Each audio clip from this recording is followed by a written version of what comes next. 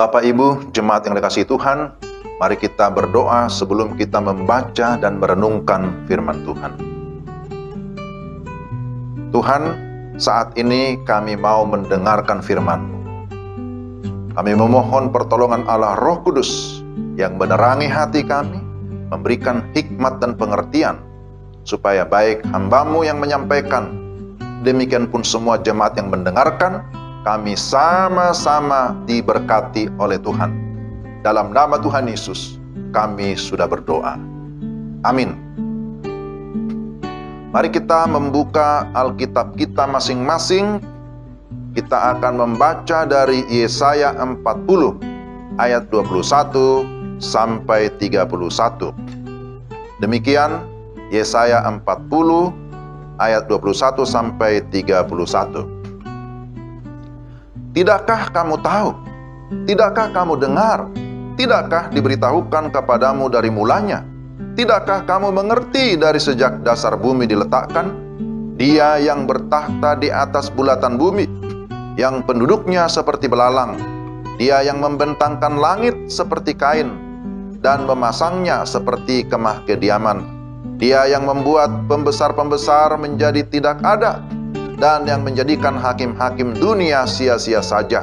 Baru saja mereka ditanam, baru saja mereka ditaburkan, baru saja cangkok mereka berakar di dalam tanah. Sudah juga Ia meniup kepada mereka, sehingga mereka kering dan diterbangkan oleh badai seperti jerami. Dengan siapa hendak kamu samakan aku? Seakan-akan aku seperti Dia. Firman yang Maha Kudus, arahkanlah matamu ke langit dan lihatlah, siapa yang menciptakan semua bintang itu dan menyuruh segenap tentara mereka keluar sambil memanggil nama mereka sekaliannya. Satu pun tiada yang tak hadir, oleh sebab Ia Maha Kuasa dan Maha Kuat. Mengapakah engkau berkata demikian, hai Yakub, dan berkata begini, hai Israel, hidupku tersembunyi dari Tuhan, dan hakku tidak diperhatikan Allahku. Tidakkah kau tahu dan tidakkah kau dengar? Tuhan ialah Allah kekal yang menciptakan bumi dari ujung ke ujung. Ia tidak menjadi lelah dan tidak menjadi lesu, tidak terduga pengertiannya. Dia memberi kekuatan kepada yang lelah dan menambah semangat kepada yang tiada berdaya.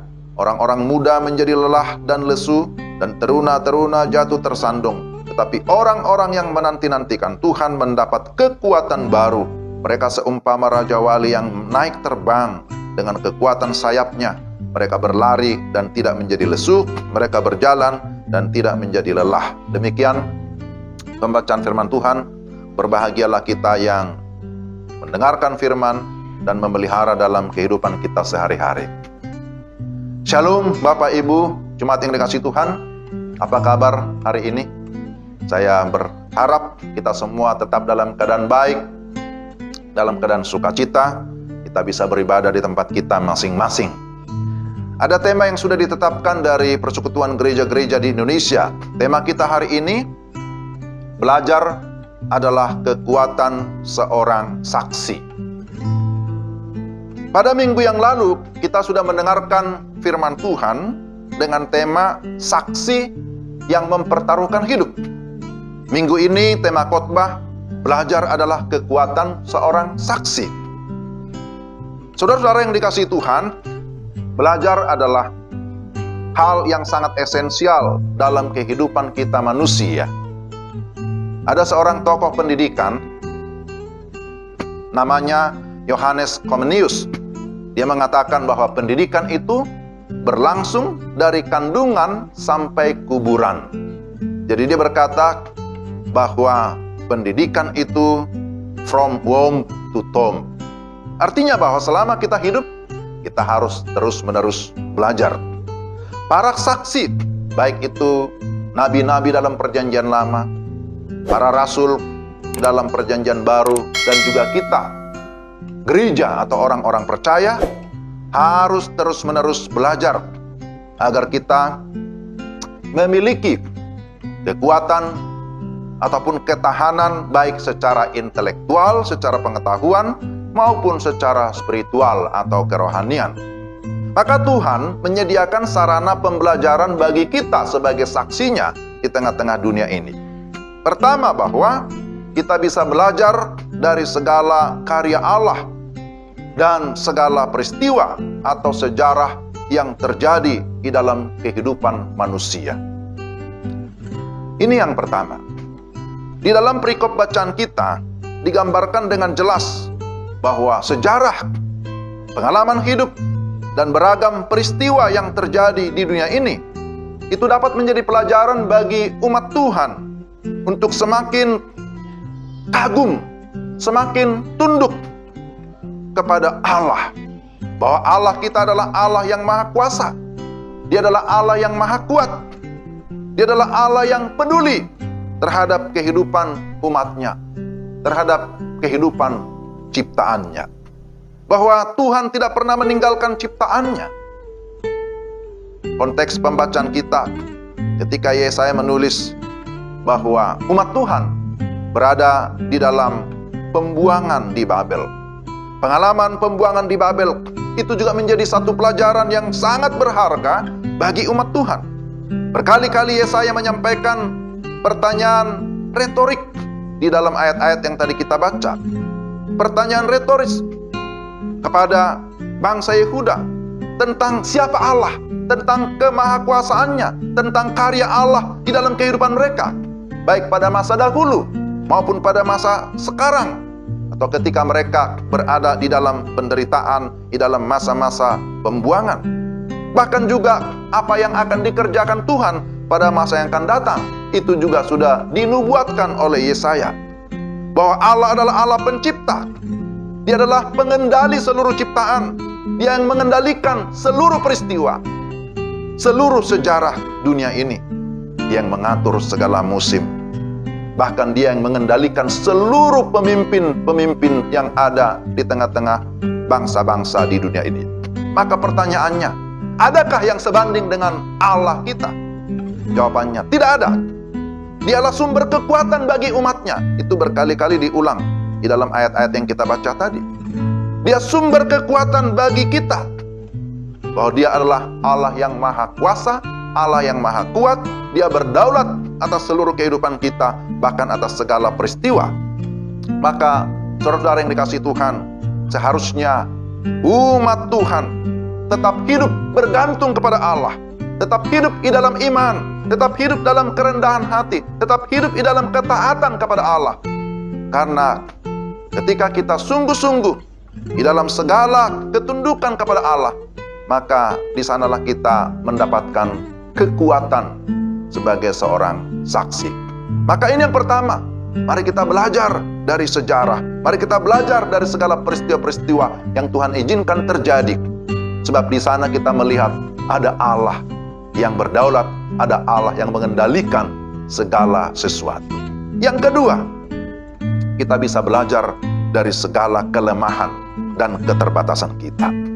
Saudara yang dikasihi Tuhan, orang yang mau sukses adalah orang yang menyadari kelemahannya, yang menyadari keterbatasannya, bahkan juga kegagalannya. Setiap orang pasti punya sisi kelemahan dan pernah mengalami kegagalan. Tidak ada di antara kita yang bisa mengaku atau merasa, ya saya kuat, ya saya ini tidak pernah gagal. Tidak ada. Akan tetapi kegagalan tidak boleh mematahkan semangat kita, tidak boleh mematahkan perjuangan kita. Tentu kita mengetahui atau mendengar bagaimana Thomas Alva Edison yang ratusan kali mengalami kegagalan, tetapi akhirnya dalam kegigihannya dia berhasil menemukan bola lampu pijar atau lampu listrik yang sekarang kita nikmati. Itu luar biasa. Di dalam dunia bisnis pasti juga kita pernah mendengar seorang yang bernama Jack Ma dari Tiongkok. Di dalam catatan kehidupannya ternyata dia dahulu seringkali ditolak dalam bekerja. Dia terus berjuang, dia bekerja keras.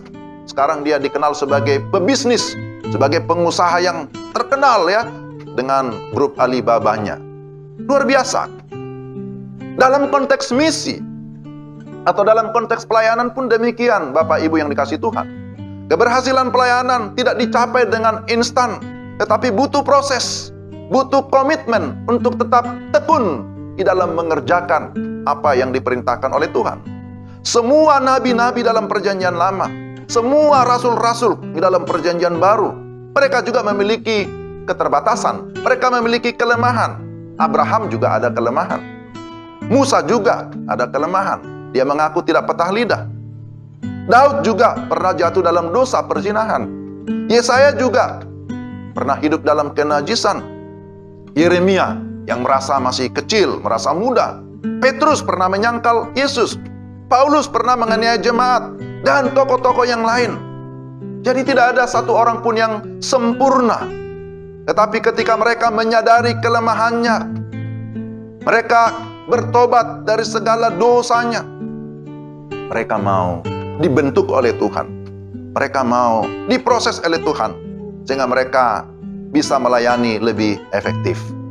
Saudara-saudara yang dikasihi Tuhan, kita sebagai gereja, sebagai orang-orang percaya yang sekarang dipercayakan Tuhan menjadi saksinya di tengah-tengah dunia ini, kita pun bisa dipakai Tuhan lebih efektif, asalkan kita mau menyadari diri kita, kita mau mengintrospeksi diri kita, apa yang merupakan kekurangan, kelemahan kita, maka kita mau diajar, kita mau dibentuk, kita mau diperlengkapi oleh Tuhan.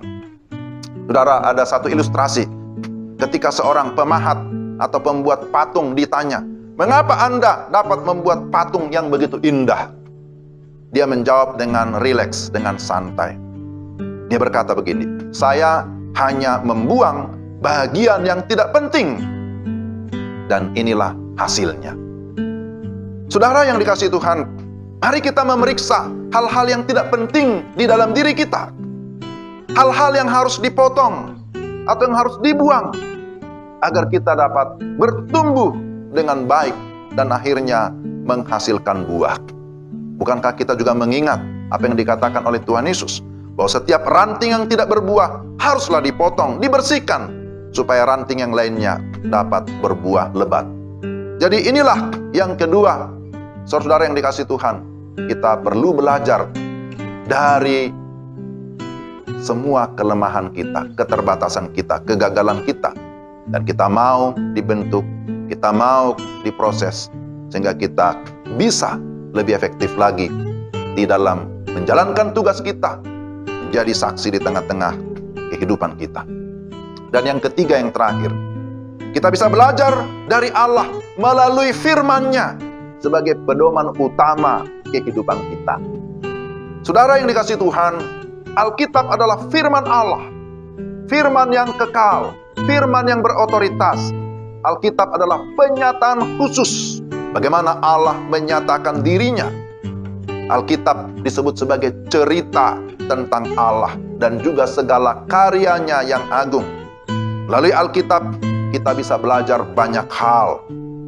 Dalam 2 Timotius 3 ayat 16, di sana disebutkan bahwa segala tulisan diilhamkan Allah, memang bermanfaat.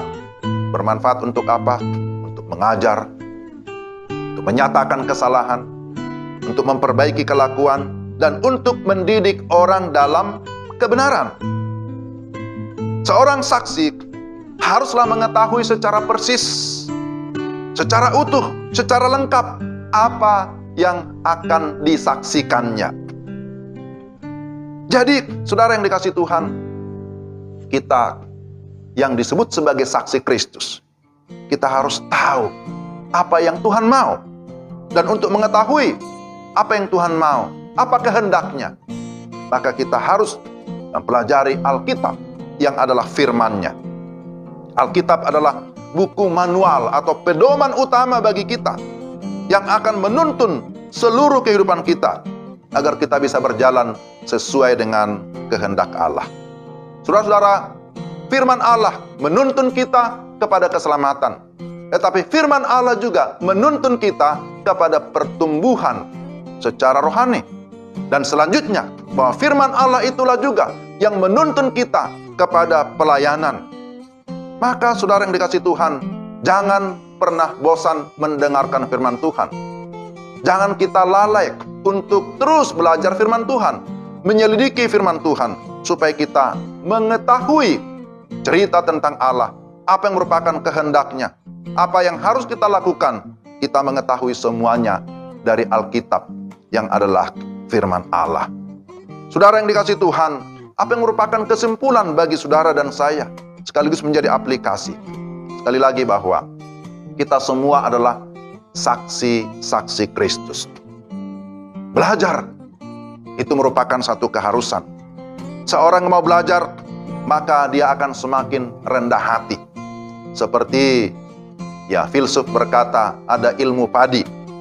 Ilmu padi makin berisi, makin merunduk. Semakin kita banyak belajar kebenaran, maka kita akan semakin rendah hati. Semakin kita belajar, semakin kita kuat. Semakin kita mengerti apa yang merupakan kehendak Tuhan. Pola pikir kita akan diubahkan. Sekali lagi kita bisa belajar dari sejarah. Kita bisa belajar dari berbagai peristiwa yang terjadi. Kita juga bisa belajar dari segala keterbatasan kita, kelemahan kita. Tetapi jangan lupa kita bisa belajar terus-menerus dari Allah melalui firman-Nya yang akan menuntun kita untuk kita bisa berperan sebagai saksi Allah di tengah-tengah dunia ini. Kita disebut sebagai garam dan terang bagi dunia.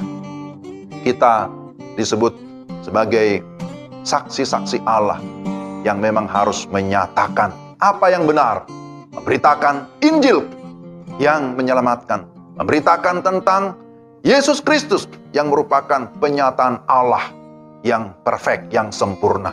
Sebab hanya di dalam Dia, di dalam Yesus, kita memperoleh kepastian hidup yang kekal. Dan itulah yang harus senantiasa kita saksikan dimanapun kita berada. Mari kita terus menjalani kehidupan ini dengan menyerahkan hidup untuk bisa dipakai Tuhan dimanapun kita berada.